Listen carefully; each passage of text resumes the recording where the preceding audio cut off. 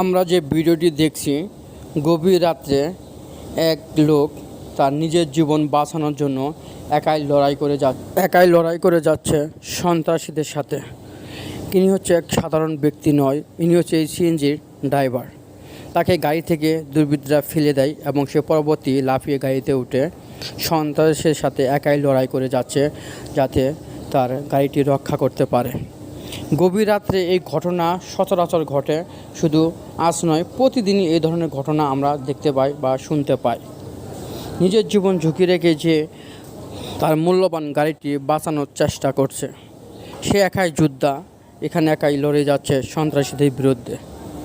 মানুষের যে আসলে সম্পদ, সেই সম্পদটুকুর জন্য মানুষ যখন শেষ হয়ে যায়, তখন সে নিজেই একাই যুদ্ধে নেমে যায়।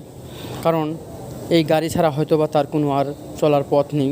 তার নিজের জীবন ঝুঁকি রেখে নিজেই লড়াই করে যাচ্ছে ওই গাড়ি বাঁচানোর জন্য সন্ত্রাসীদের।